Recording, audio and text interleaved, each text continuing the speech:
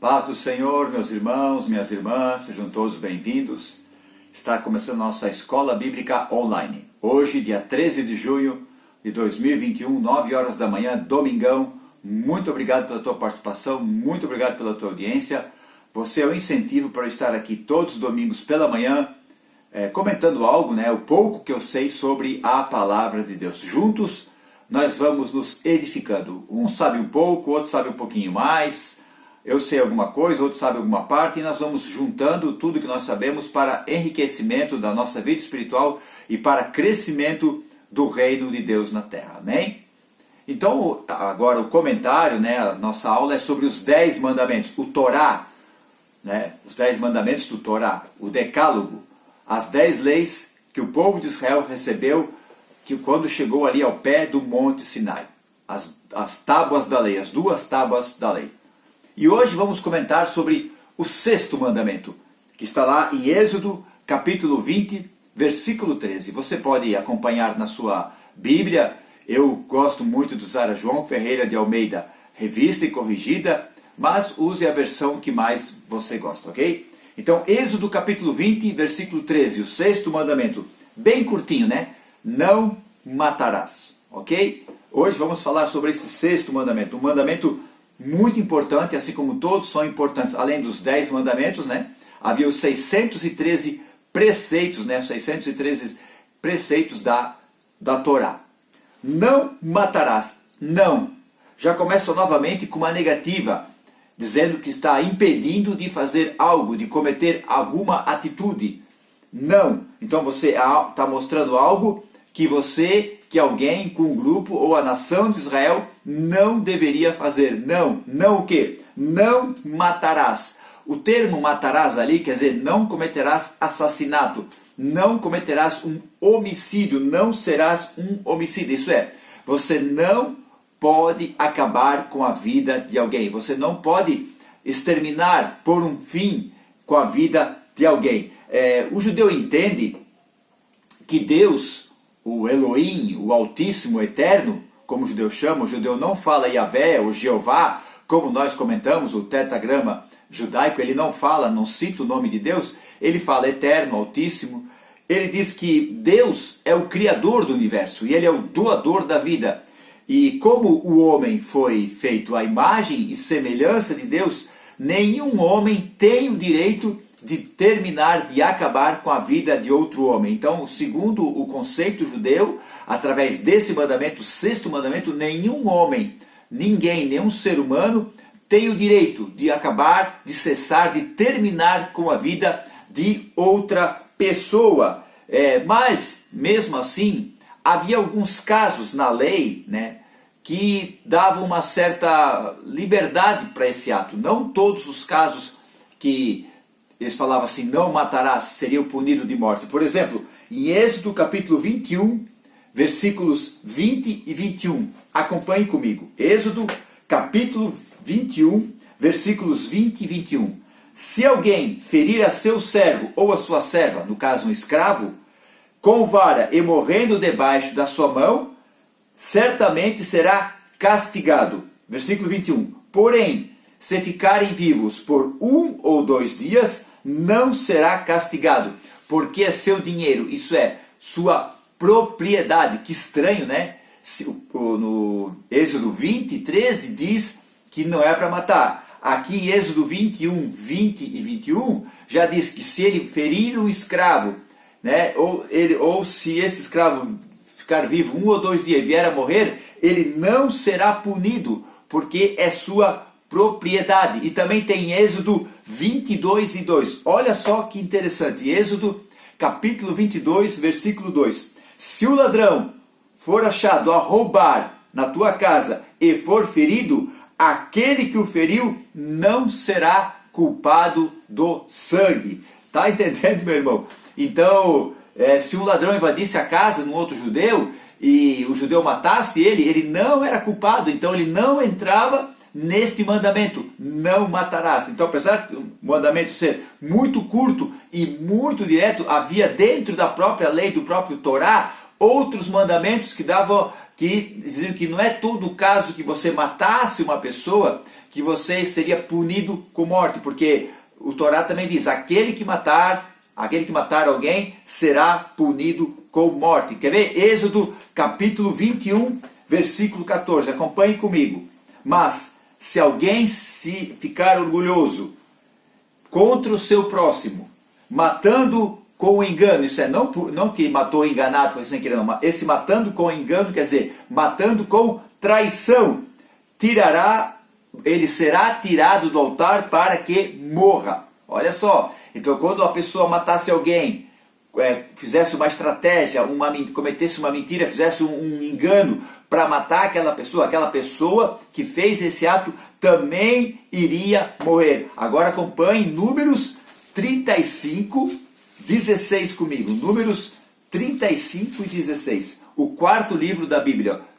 Números 35 e 16. Porém, se ferir com instrumento de ferro, uma faca, uma lança, uma espada, e morrer, homicida, isso é, assassino certamente o assassino, o homicida, morrerá. Está entendendo, irmão? Então, havia vários tipos de situações que se encaixavam com esse não matarás, mas também havia vários tipos de mortes que não se encaixavam com esse não matarás. Mas nós temos que entender, quando Deus dá esse mandamento para o povo judeu, está querendo dizer assim, ó, vocês têm que preservar a vida um dos outros. Porque o bem mais precioso que eu dei para vocês foi a vida. Você pode ver, você tem problemas financeiros, você tem problemas de relacionamento, você tem problemas na convivência na empresa, sei lá, com uma pessoa próxima. Quando por acaso você ficar doente e o médico falar que você pode vir a morrer, todos aqueles problemas financeiros, relacionamentos, parece que não existem. Olha só como é interessante isso. Está entendendo? Então parece que aqueles problemas não existem. Porque o seu problema do fim da sua vida é tão terrível, é tão angustiante, que aqueles problemas parece que não são nada. Para tu ver como que Deus está dizendo nesse mandamento, não matarás, está dizendo, o bem mais precioso que eu dei para vocês é a vida. Porque quando Deus diz assim, ó, não matarás, a intenção de Deus não é destruir, mas construir. O ser humano, ele vê nessa condição de cometer um assassinato, cometer um crime, a pior coisa que ele pode ser da sua vida. Porque assim como ele não quer para ele não deveria querer para os outros. Está entendendo? Assim como ele não quer para ele não deveria querer para os outros. Mas parece que quando não é conosco, nós não demos tanta bola, como se diz, não prestamos muita atenção, não estamos muito aí. Mas quando é conosco, quando acontece conosco, nós começamos a pensar, a ver as coisas diferentes. Para se ter uma ideia, morre alguém, um vizinho, uma pessoa distante, você fica assim, poxa, que triste, você tem aquele pensamento. Mas quando morre uma pessoa próxima de você, a dor é maior. Morreu uma pessoa distante que você conhecia, parece que é um nível de dor. Parece não é um nível de dor. Mas quando morre alguém mais próximo de você, é um nível maior de dor. Para tu ver como o negócio, quando é mais perto da gente, a gente sente mais, a gente começa a entender mais. Então quando Deus disse, ó, não matarás. Então imagina, quando você está perto de morrer, você começa a entender essa questão que não é, que Deus não quer, que Deus é o doador da vida, que Deus não quer acabar com a vida de ninguém. Está entendendo? Então assim, é o bem mais precioso. O bem mais precioso que Deus deu para o ser humano. A sua própria vida. Quando lá em Gênesis capítulo 2, versículo 7, está escrito assim, e formou Deus o homem do pó da terra, e soprou nos seus narizes, nas suas narinas, o sopro da vida, e o homem tornou-se alma vivente. Então olha só que interessante isso aqui.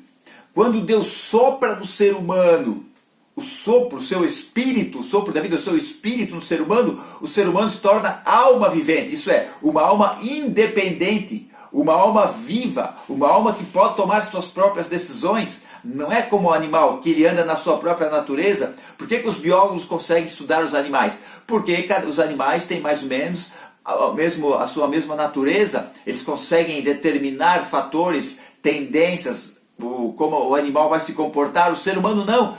Cada ser humano se comporta diferente. Por quê? Porque quando Deus soprou nele o seu espírito, o homem se tornou alma vivente. Então, ele é que nem Deus. Por quê? Porque assim como Deus pode tomar suas decisões, o homem também pode tomar suas decisões. Assim como Deus é livre para fazer o que ele quiser, o homem também é livre para fazer o que ele quiser. Por quê? Porque Deus soprou o seu espírito no ser humano. Então Deus assim, eu estou dando vida a esse pedaço de barro, eu estou tornando ele totalmente independente como eu sou. Está entendendo? Deus tornou o ser humano totalmente independente como ele é. O problema é que a vida do ser humano, o corpo físico, tem um prazo de validade. E Deus quer que o ser humano cumpra na terra o plano que ele determinou. Por isso que ele diz, o bem mais precioso que eu tenho para você é a sua vida. E ainda assim, com a nossa vida, um dos bens mais preciosos que nós temos é o tempo. Lá no Salmo 90, diz que a vida do homem é de 70 anos. Alguns, por sua robustez, chegam aos 80, mas o máximo disso é canseiro e enfado. Então entenda o seguinte, 80 anos, gente. Aos olhos, quando nós falamos assim, morreu com 80, com 85 anos, 90, puxa, viveu bastante, mas não, isso não é nada. Isso não é nada para quem foi criado para viver uma eternidade, para quem foi criado para viver para sempre. Nós éramos para viver para sempre aqui, nessa terra. Então entenda, a nossa vida é um sopro, a nossa vida não é nada. Eu lembro de coisas de 20 anos atrás que parece que foi ontem. É tremendo isso. Por quê? Porque o bem mais precioso da nossa existência é a nossa vida. E Deus nos deu um tempo, o tempo é muito curto, nós temos que aproveitar ele da melhor maneira possível, para nós cumprirmos o plano de Deus nessa terra e também pela nossa família. Isso é essencial. Às vezes os filhos crescem tão rápido, eram crianças, eram bebês, agora já são pais. Os nossos filhos já são pais. Isso é o que? O tempo é o mais precioso que nós temos. Então Deus disse, olha, não matarás. Por quê? Porque o mais precioso que eu tenho para vocês é a sua vida. E ela é muito rápida. E o tempo é muito rápido. O tempo passa muito rápido. E a coisa muito séria, é tão séria, essa questão da vida.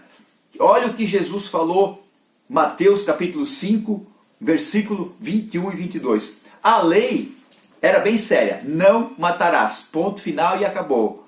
Curtinho, 2 palavras, ok? Então acompanhe, agora veja o que Jesus falou, Mateus capítulo 5, o sermão da montanha, as leis do reino de Deus, o sermão da montanha, capítulo 5, 6 e 7 de Mateus. Estude, examinai as escrituras. Mateus 5, 21 e 22, olha só. Ouvistes o que foi dito, não matarás, mas qualquer que matar será réu de juízo. Eu, porém, vos digo que qualquer que sem motivo se encolerizar contra o seu irmão será réu de juízo. E qualquer que chamar seu irmão de raca será réu de sinédrio. E qualquer que chamar de louco será réu do fogo do inferno. Gente, olha só o que Jesus não está anulando a lei de Moisés. Ele está dando a profundidade da lei de Moisés. Porque ele diz assim, ouvistes o que foi dito. Pouca gente sabia ler. Então as pessoas, era mais a tradição oral, mais do que eles escutavam. Ouvistes o que foi dito, não matarás. Então o judeu pensava, as pessoas pensavam, bom, não matei ninguém, né? Não tirei a vida de ninguém, então está tudo certo. Só que Jesus vem trazer algo mais profundo ainda da lei. Olha só, ouviste o que foi dito, não matarás. Beleza, fechou, nunca matei ninguém. Mas qualquer que matar será réu de juízo. Então se alguém matar alguém, será o réu do juízo. Isso é, vai haver um juízo para ele. Ele vai ser condenado por aquele ato que ele cometeu. Aí Jesus diz, eu, chamando a responsabilidade para ele. Está entendendo? Porque ele é a palavra. João capítulo 1, versículo 1. No princípio era o verbo.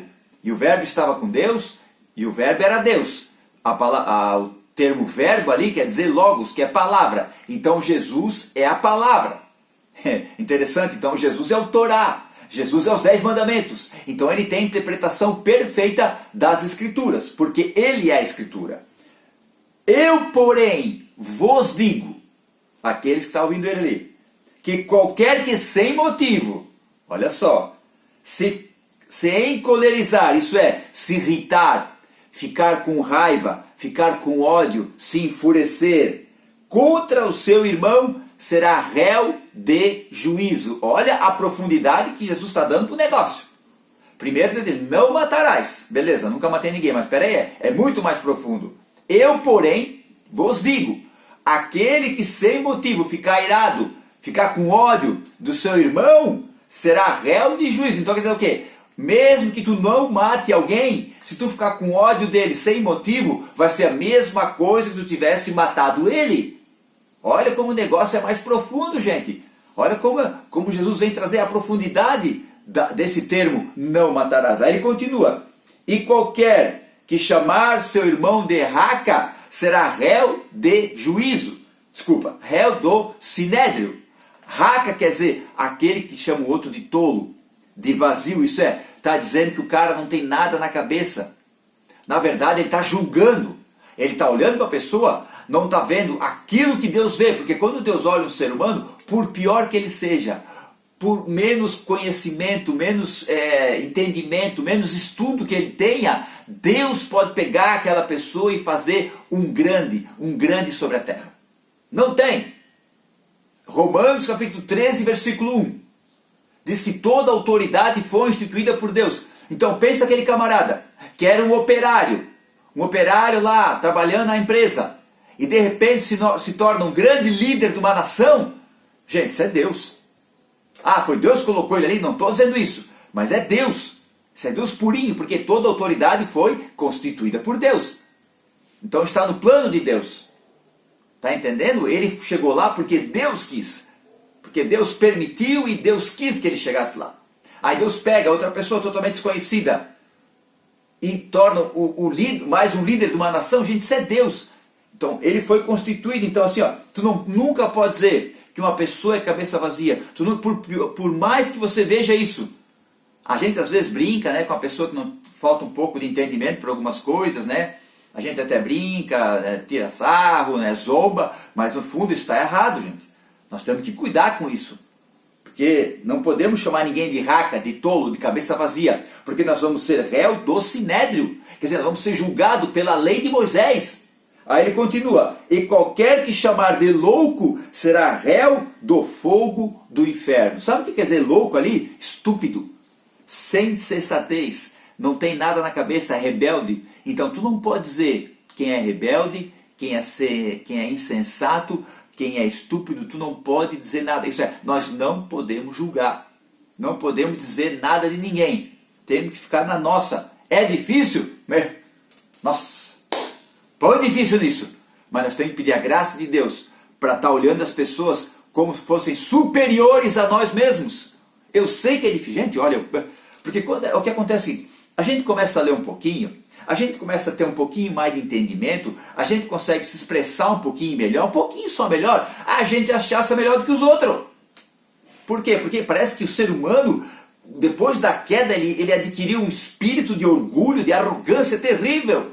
Se você vê nas escrituras, a questão da humildade e a arrogância, elas estão muito próximas ali, não parece numa luta tremenda. A pessoa ser humilde, ser orgulhosa, arrogante, ser sincera, parece que é uma luta terrível entre esses dois termos da Bíblia Sagrada. Está entendendo? Então Jesus vem e acaba com todo. Olha, ouvistes o que foi dito. É muito mais profundo que dizer simplesmente não matarás. Gente, pensa os ensinamentos de Jesus naquela época. A gente tem uma noção aqui pelas Sagradas Escrituras, os 4 evangelistas, mas eu imagino um camarada que ficou, o Filho de Deus ficou 3 dias pregando, e a pregação era tão tremenda, tão poderosa, que as pessoas não tinham vontade de se alimentar. Literalmente falando, que depois de 3 dias os discípulos assim, Jesus, manda as pessoas comprar comida pelas aldeias, nós vamos desfalecer. Porque elas estavam tão fascinadas, tão vidradas com os ensinamentos do mestre, que elas não tinham vontade de comer, não tinham vontade de ir no banheiro, não tinham vontade de nada, só queriam estar ali, se alimentando da palavra, se cumprindo o Deuteronômio. Nem só de pão viverá o homem, mas de toda a palavra que sair da boca de Deus. Era o próprio Deus falando a palavra dele. Que coisa tremenda, gente, que coisa tremenda. Amém? Então, não matarás. Que mandamento tão pequeno, um texto, né? Tão pequeno, mas tão profundo para as nossas vidas. Então cuide muito dos teus pensamentos, dos teus julgamentos para as outras pessoas. Porque se você pensa alguma coisa contrária, você fica odiando ela sem motivo, ou mesmo que tenha motivo, peça perdão para Deus e depois perdoe a pessoa no teu coração. Mesmo assim, busque a Deus e cuide para não cometer esse tipo de coisa. Porque o pior assassinato é aquele que vem aqui do coração. Tem um ato físico que é terrível? É. Mas ainda assim o coração é mais terrível ainda. Porque o ser humano expressa aquilo que ele tem no coração.